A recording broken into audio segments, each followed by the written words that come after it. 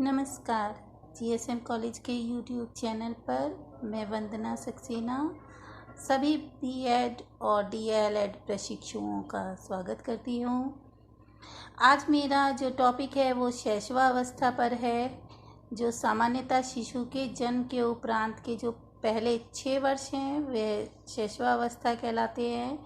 हालांकि इस विषय पर जो है कि शैशवावस्था किस उम्र से किस उम्र तक की मानी जाए, बहुत सारे मनोवैज्ञानिकों ने अपने अपने वर्गीकरण किए हैं। लेकिन अगर हम तकनीकी दृष्टि से देखें तो जो 0 से 3 वर्ष तक की अवस्था है वो शैशवावस्था कहलाती है, और उसके बाद 3 से 6 वर्ष तक की आयु को पूर्व बाल्यावस्था कहते हैं। और अध्ययन की दृष्टि से शैशवावस्था 3 चरणों में विभाजित हो गई है। जो पहली शिशु अवस्था है जिसे वास्तव में इन्फेंसी नाम दिया गया है, उसके बाद जो 1 माह से 2 वर्ष तक की अवस्था है उसे बचपना अवस्था यानी बेबीहुड कहा गया है, और उसके बाद की अवस्था पूर्व बाल्यावस्था जो कि 2 से 6 वर्ष तक चलती है उसे चाइल्डहुड का नाम दिया गया है।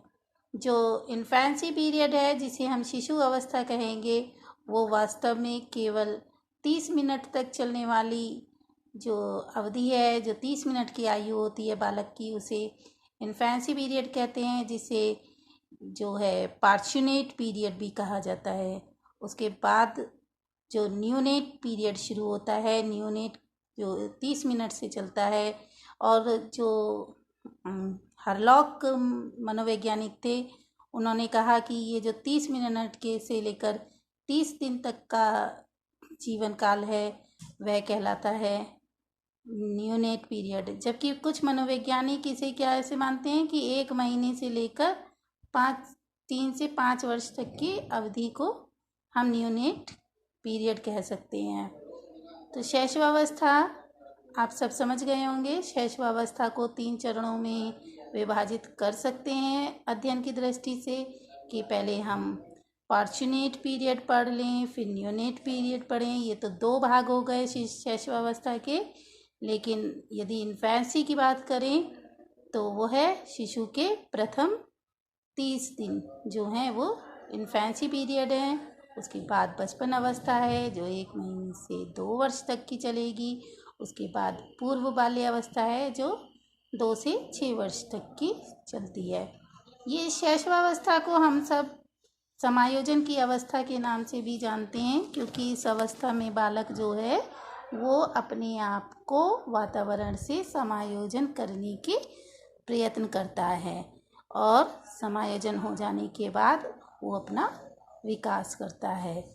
इसके बाद हम देखते हैं कि मनोवैज्ञानिकों ने इस अवस्था के बारे में आप क्या क्या विचार रखे हैं कि कौन सी अवस्था को हम शैशवावस्था कहेंगे, तो वह देखते हैं। इसमें सबसे पहले हम लोग देखते हैं हरलॉक महोदय को। हरलॉक कहते हैं कि शैशवावस्था जन्म से 2 सप्ताह तक चलती है और उसके बाद बचपन अवस्था प्रारंभ हो जाती है जो कि 2 वर्ष तक चलती है। और कुप्पुस्वामी कहते हैं कि शैशवावस्था जन्म से 3 वर्ष तक की होती है।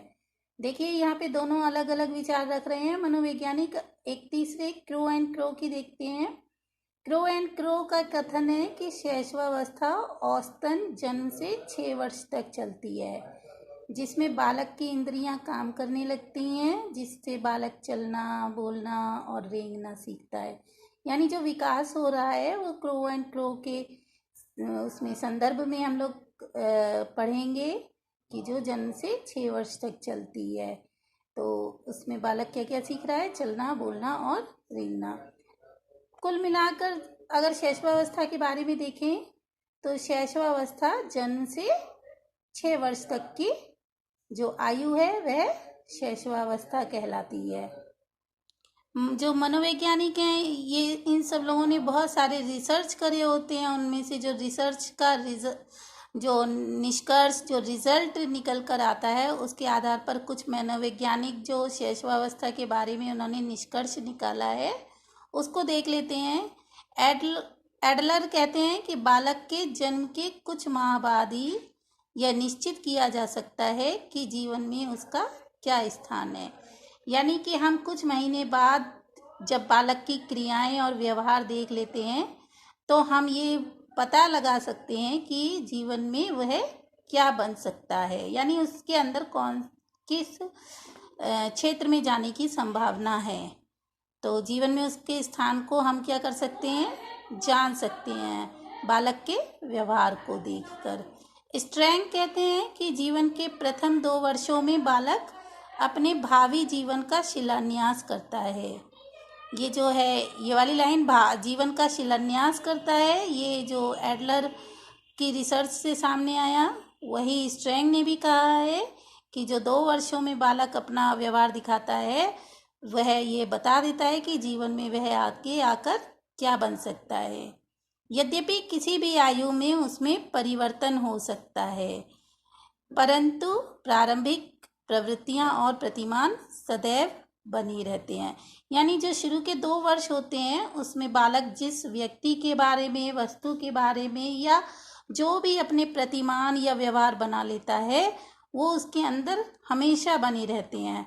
परिवर्तन हो सकता है लेकिन वो कभी मिट नहीं सकते हैं, क्योंकि उसके बाद जो विकास होता है समाज में आकर, यदि वह कोई ऐसी परिस्थितियों में फंसता है तो जहाँ पे उसके व्यवहार में परिवर्तन हो जाए, तो जाहिर सी बात है कि जो वह 2 वर्षों में दिखा रहा था अपने पहले 2 वर्षों में, उससे अलग उसका व्यवहार हो।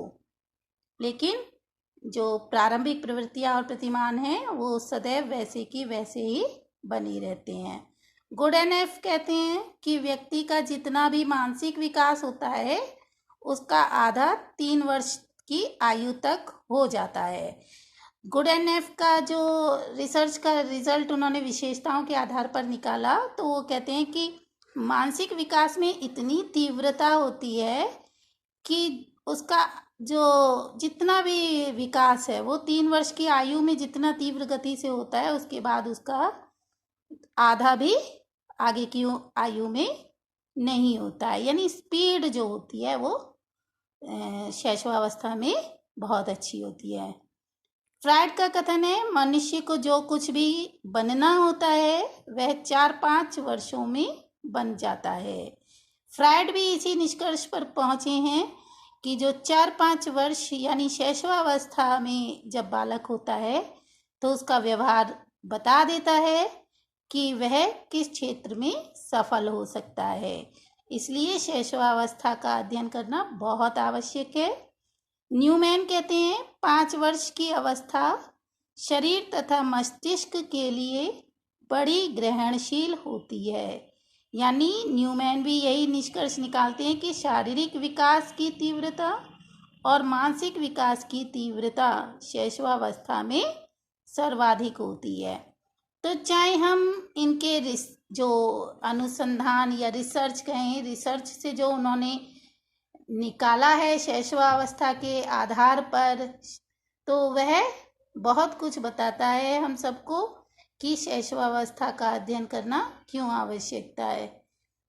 तो शैशवावस्था में बालक का व्यवहार किस तरीके का होगा, उसमें कौन सी विशेषताएं होंगी, जिसके आधार पर इन सभी मनोवैज्ञानिकों ने ये निष्कर्ष निकाला है, उसके लिए हम लोग अगले वीडियो में चर्चा करेंगे। स्टूडेंट्स, आप लोग इसको जरूर से याद कर लें, क्योंकि पेपर में परिभाषाएं देकर और फिर उनको मनोवैज्ञानिकों के नाम दे देंगे और उसमें से ये पूछ लिया जाता है कि ये परिभाषा किसने दी है या ये कथन किसका है।